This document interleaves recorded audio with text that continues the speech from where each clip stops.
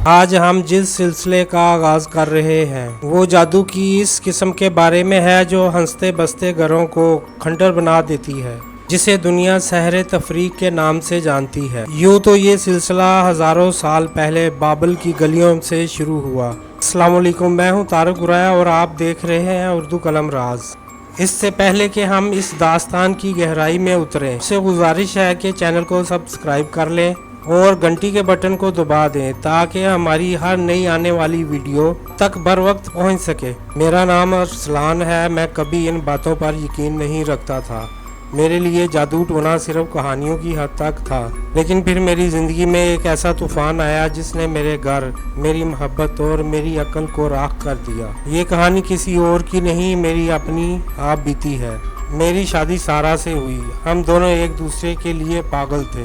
سارا نہ صرف میری بیوی تھی بلکہ میرا سکون بھی تھی۔ ہماری زندگی ایک خوبصورت خواب کی طرح گزر رہی تھی۔ میرے والدین بھی بہت خوش تھے، لیکن شاید کسی کی نظریں ہمارے اس چھوٹے سے گھر کے دروازے پر جمی ہوئی تھی۔ ہماری شادی کی پہلی سالگرہ تھی۔ گھر میں ایک چھوٹی سی دعوت تھی جس میں دور پار کے رشتہ دار بھی آئے ہوئے تھے۔ اسی رات ہمیں بہت سے تحائف بھی ملے۔ ان میں سے ایک پیکٹ ایسا تھا جس میں کسی کا نام نہیں تھا۔ جب سارا نے اسے کھولا تو اس کے اندر سے ایک پرانی عجیب سی خوشبو، سیاہ مخملی کپڑا اور ایک ٹوٹا ہوا تالا نکلا۔ ہم نے اسے کسی کا مذاق سمجھ کر ایک طرف رکھ دیا، لیکن ہمیں نہیں معلوم تھا کہ ہمارے گھر نفرت کا بیج بو دیا گیا ہے۔ کچھ ہی دنوں بعد مجھے سارا کے چہرے میں تبدیلی محسوس ہونے لگی۔ وہ سارا جس کی مسکراہٹ میری تھکن اتار دیتی تھی، اسے دیکھ کر مجھے بلا وجہ غصہ آنے لگا۔ کبھی کبھی مجھے محسوس ہوتا جیسے اس کے چہرے پر کوئی عذاب ہے، اس کی آنکھوں میں وہ چمک نہیں رہی جو پہلے تھی۔ ایک دن میں کام سے واپس آیا تو سارا نے میرے لیے چائے بنائی۔ پتہ نہیں کیوں چائے کا پہلا گھونٹ بھرتے ہی مجھے ایسا لگا جیسے اس میں زہر ملا ہو۔ میں نے پیالی زور سے پٹخ دی اور اس پر چیخنے لگا۔ وہ حیرت سے مجھے دیکھ رہی تھی۔ اس کی آنکھوں میں آنسو تھے، لیکن مجھے اس کے آنسوؤں میں دردی نہیں بلکہ اداکاری نظر آ رہی تھی۔ جادو اپنا اثر دکھا چکا تھا۔ سحر تفریق کا پہلا وار یہ ہوتا ہے کہ میاں بیوی کو ایک دوسرے کے وجود سے بدبو آنے لگتی ہے۔ مجھے سارا کے پاس بیٹھنا دوبار ہو گیا۔ جب بھی وہ میرے قریب آتی میرا دل متلاتا اور مجھے ایسا لگتا جیسے کمرے میں کوئی مردار چیز پڑی ہوئی ہو۔ یہی حال سارا کا تھا، وہ جو میرے بغیر ایک پل نہیں رہتی تھی، اب میرے کمرے میں داخل ہوتے ہی دوسرے کمرے میں چلی جاتی۔ ایک رات میری آنکھ کھلی، کمرے میں گپ اندھیرا تھا۔ میں نے دیکھا کہ سارا بستر کے کونے پر بیٹھی دیوار کی طرف منہ کر کے کسی سے باتیں کر رہی ہے۔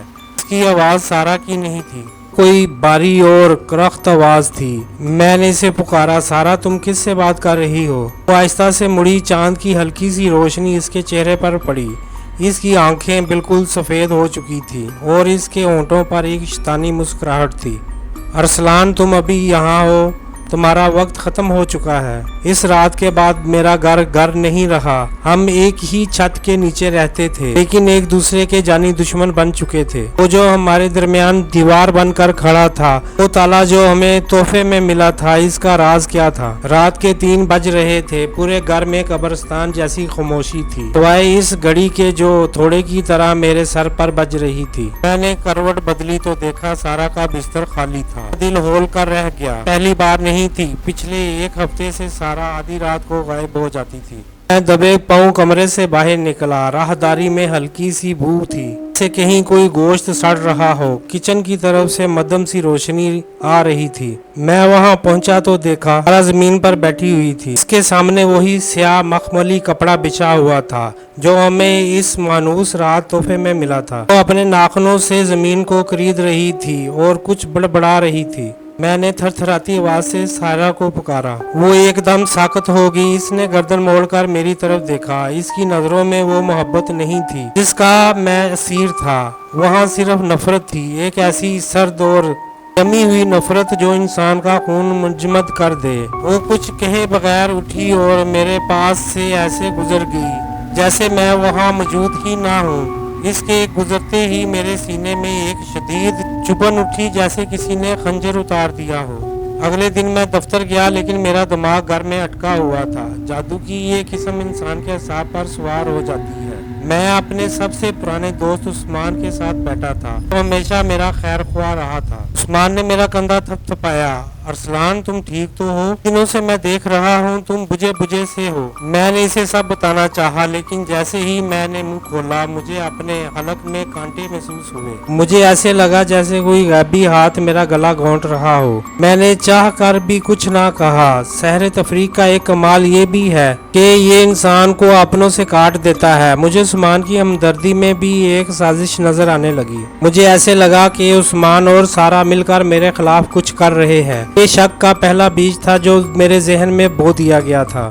شام کو گھر واپسی پر میں نے سوچا کہ آج سب ٹھیک کر لوں گا۔ میں سارا کے لیے اس کے پسندیدہ پھول لے کر گیا، لیکن جیسے ہی میں نے گھر میں قدم رکھا تو وہی گھٹن اور بدبو دوبارہ میرے نتنوں سے ٹکرائی۔ سارا لاؤنج میں بیٹھی تھی۔ میں نے مسکرا کر پھول اس کی طرف بڑھائے۔ سارا یہ تمہارے لیے۔ اس نے پھولوں کی طرف دیکھا اور ایک زوردار کہکا لگایا۔ وہ ہنستی رہی یہاں تک کہ اس کی ہنسی چیخوں میں بدل گئی۔ اس نے وہ پھول مجھ سے چھینے اور فرش پر پٹک کر اپنے پیروں تلے کچل دیے۔ تمہارے پھولوں سے مجھے بدبو آتی ہے ارسلان، تم سے مجھے گن آتی ہے۔ وہ چلائی۔ میرا پارا چڑھ گیا۔ مجھے ایسا لگا جیسے میرے اندر کوئی اور بول رہا ہے۔ میں نے اس کا بازو مضبوطی سے پکڑا۔ کیا ہو گیا ہے تمہیں؟ میں تمہارا شوہر ہوں۔ شوہر؟ اس نے میری آنکھوں میں آنکھیں ڈال کر کہا، تم ایک بوجھ ہو، ایک عذاب ہو جو میرے گلے پڑ گئے ہو۔ میں تمہاری صورت سے نفرت کرتی ہوں۔ اس کے ایک ایک لفظ نے میرے دل کے ٹکڑے کر دیے۔ وہ سارا جو میرے بغیر کھانا نہیں کھاتی تھی آج مجھے دیکھنا نہیں چاہتی تھی۔ اس رات جب سارا سو گئی یا سونے کا ناٹک کر رہی تھی، میں نے خاموشی سے اس کی الماری کی تلاشی لینے کا فیصلہ کیا۔ مجھے یقین تھا کہ کوئی چیز ہے جو اسے بدل رہی ہے۔ الماری کے بالکل آخری کونے میں کپڑوں کے نیچے چھپا ہوا ایک چھوٹا سا مٹی کا پتلا ملا۔ اس پتلے میں سوئیاں چبھی ہوئی تھی اور اس کے گلے میں ایک دھاگا بندھا ہوا تھا جس میں عجیب و غریب گرہیں لگی ہوئی تھی۔ سب سے ہولناک بات یہ تھی کہ اس پتلے کے سینے پر ایک کاغذ کا ٹکڑا چپکا تھا۔ اس پر خون سے میرا نام لکھا ہوا تھا۔ میری چیخ نکلتے نکلتے رہ گئی۔ ابھی میں وہ پتلا ہاتھ میں پکڑ کر کانپ رہا تھا، پیچھے سے ایک بھاری آواز آئی، وہیں رکھ دو ارسلان ورنہ تم صبح کا سورج نہیں دیکھ پاؤ گے۔ میں نے مڑ کر دیکھا تو وہاں سارا کھڑی تھی، لیکن وہ سارا نہیں تھی۔ اس کا قد غیر قدرتی طور پر لمبا ہو چکا تھا اور اس کا سایہ دیوار پر ایک ہیبت ناک شکل اختیار کر رہا تھا۔ میرا جسم برف کی طرح ٹھنڈا پڑ گیا تھا۔ سارا کی وہ آواز، وہ ہیبت ناک سایہ، میں نے سوچنے سمجھنے کی ہمت کھو دی تھی۔ وہ مٹی کا پتلا میرے ہاتھ میں تھا جس کی سوئیاں اب مجھے اپنی پوروں میں چبھتی محسوس ہو رہی تھی۔ میں پلٹا اور بغیر پیچھے مڑے دروازے کی طرف بھاگا۔ سارا کی خوفناک ہنسی کی آواز راہداری میں گونج رہی تھی، جیسے وہ مجھے بھاگنے کا موقع دے رہی ہو، یہ جانتے ہوئے کہ میں اس کے جال سے باہر نہیں نکل سکتا۔ میں نے گاڑی نکالی اور سڑک پر اندھا دھند دوڑانے لگا۔ مجھے نہیں معلوم تھا میں کہاں جا رہا ہوں، بس اتنا پتا تھا کہ اس گھر میں موت رقص کر رہی تھی۔ اچانک گاڑی کی ہیڈ لائٹس کی روشنی میں مجھے سڑک کے کنارے کالا سایہ نظر آیا جو عین سڑک کے درمیان آ گیا۔ میں نے زور سے بریک لگائی، گاڑی گھومی اور ایک درخت سے ٹکراتے ٹکراتے بچی۔ میرا سر رنگ سے جا ٹکرایا۔ جب میری آنکھ کھلی تو سامنے ایک چھوٹا سا کچا کمرہ تھا جہاں اگربتیوں کی تیز خوشبو پھیلی ہوئی تھی۔ میرے سامنے ایک بزرگ بیٹھے تھے جن کی سفید داڑھی اور روشن آنکھیں مجھے پرسکون کرنے کی کوشش کر رہی تھیں۔ بیٹا بہت دیر کر دی تم نے آنے میں، بابا جی کی آواز میں ہمدردی تھی۔ میں نے لرزتے ہاتھوں سے وہ مٹی کا پتلا ان کی طرف بڑھایا۔ بابا جی یہ میری سارا کی الماری سے ملا ہے، وہ مجھ سے نفرت کرنے لگی ہے۔ بابا جی نے اس پتلے کو دیکھا اور ایک لمبی آہ بھری۔ انہوں نے ایک پیالے میں پانی لیا اور اس پر کچھ پڑھ کر دم کیا۔ سے ہی وہ پانی پتلے پر پڑا، اس سے سیاہ دھواں اٹھنے لگا۔ یہ سحر تفریق ہے ارسلان، وہ سنجیدگی سے بولے، لیکن یہ کوئی عام جادو نہیں ہے۔ ایک قبرستان کی اس مٹی سے بنایا گیا ہے جہاں دو دشمنوں کو ایک ساتھ دفن کیا گیا ہو۔ اس جادو کا مقصد صرف تم دونوں کو جدا کرنا نہیں ہے بلکہ تمہیں ایک دوسرے کے ہاتھوں قتل کروانا ہے۔ میری ریڑھ کی ہڈی میں سنسنی دوڑ گئی۔ لیکن بابا جی ہمارا دشمن کون ہے؟ ہم نے تو کبھی کسی کا برا نہیں چاہا۔ بابا جی نے تسبیح کے دانوں کو تیزی سے گھمایا۔ دشمن باہر کا نہیں ہوتا بیٹا، اکثر وہ ہوتا ہے جو تمہارے ساتھ دسترخوان پر بیٹھتا ہے۔ याद करो वो काला मखमली कपड़ा और टूटा हुआ ताला। वो ताला दरअसल तुम्हारी खुशियों की बंदिश थी और वो कपड़ा किसी के कफन का टुकड़ा था। मेरे दिमाग में एक धमाका हुआ। वो ताला, वो तोहफा मेरी खालाजाद बहन लाई थी, जिसका रिश्ता मेरी माँ ने सारा की वजह से टुकरा दिया था। क्या हसद इंसान को इस हद तक ले जा सकता है? बाबा जी ने कहा, अब तुम्हें वापस जाना होगा अरसलान। बाबा जी ने मुझे एक छोटा सा लोहे का कड़ा और दम किया हुआ पानी दिया वापस। लेकिन बाबा जी, वो मुझे मार डालेगी। मैं खौफजदा था। वो सारा नहीं है, वो जादू है जो इसके असाब पर सवार है। अगर तुम आज ना गए तो वो पुतला जो तुम्हारे पास है, इसका असर सारा की जान ले लेगा। तुम्हें सहरे तफरीक का वो तोड़ करना होगा जो मैं तुम्हें बता रहा हूँ। इस कमरे में जहां वो ताला रखा है, सूरह बकरा की आखिरी आयत पढ़कर इस ताले को दोबारा जोड़ना होगा, फिर इसे बहते पानी में बहाना है। मैं जब दोबारा अपने घर के सामने पहुंचा तो वहां अजीब सी खामोशी थी। घर के बाहर के पेड़ पौधे एक ही रात में मुरझा चुके थे। मैंने कांपते हाथों से चाबी लगाई और अंदर दाखिल हुआ। लाउंज में अंधेरा था। किचन से गोश्त जलने की शदीद बू आ रही थी। जैसे ही मैं सारा के कमरे की तरफ बढ़ा, मुझे दीवारों से सिसकियां सुनाई देने लगी। अरसलान, मुझे बचाओ, मुझे बचाओ। ये सारा की असली आवाज़ थी, लेकिन वो बहुत दूर से आ रही थी। मैंने जैसे ही कमरे का दरवाज़ा खोला, सामने का मंजर देखकर मेरी रूह कांप गई। सारा कमरे के बीचों बीच खड़ी थी। इसके बाल बिखरे हुए थे और इसके हाथ में वही टूटा हुआ ताला था, जिसे वो अपने दांतों से तोड़ने की कोशिश कर रही थी। इसके मसूड़े से खून बह रहा था और इसकी आंखें खून की तरह सुर्ख थीं।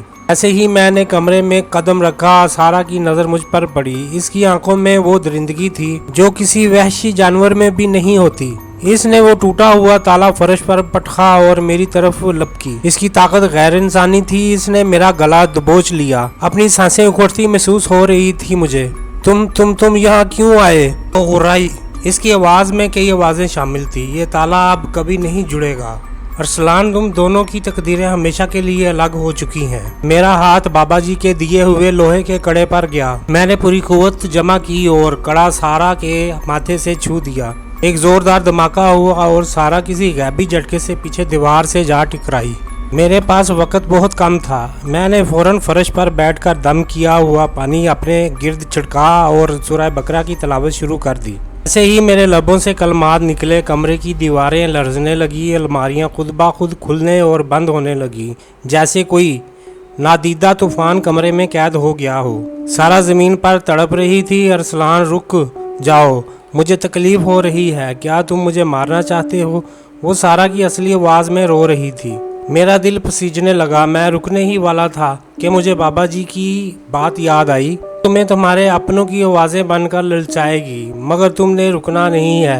मैंने आंखें बंद कर ली और तिलावत की आवाज़ बुलंद कर दी। अचानक कमरे का दर्जा हरारत गिर गया। मुझे महसूस हुआ जैसे मेरे पीछे कोई खड़ा है। मैंने मुड़कर देखा तो वहाँ मेरी खाला खड़ी थी, वही जिन पर मुझे शक था। इसके हाथ में एक जलती हुई मोमबत्ती थी। बेटा, क्यों अपनी जान अजाब में डाल रहे हो? उन्होंने शफकत से कहा। तुम्हारी कभी नहीं थी, इसे छोड़ दो, मैं तुम्हें इससे बेहतर लड़की दूंगी। मैंने इसकी तरफ देखे बगैर वो टूटा हुआ ताला उठाया और इसे जोड़ने की कोशिश करने लगा। ऐसे ही ताले के दोनों हिस्से करीब आए। कमरे में चीखों का एक ऐसा तूफान उठा कि मेरे कानों से खून बहने लगा। धुआं नुमा शक्लें छत से लटकने लगी। सारा का वजूद हवा में बुलंद होने लगा। मैंने आखिरी आयत पढ़ी और पूरी कुव्वत से ताले को बंद कर दिया। कड़क ताला जुड़ गया।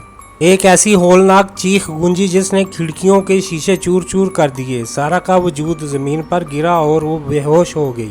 वो काली शक्लें धुएं में बदलकर गायब हो गई। कमरे में फैली हुई वो सड़न बू एकदम खत्म हो गई और इसकी जगह एक अजीब सी ठंडक ने ले ली। कई घंटे गुजर गए। जब सूरज की पहली किरण कमरे में दाखिल हुई तो सारा ने आंखें खोली। इसकी आंखें अब बिल्कुल साफ थीं। इसने मुझे देखा और इसकी आंखों से आंसू जारी हो गए। मैंने एक बहुत बड़ा ख्वाब देखा। मुझे ऐसा लगा जैसे मैं किसी अंधे कुएं में कैद थी और तुम मुझे पुकार रहे थे।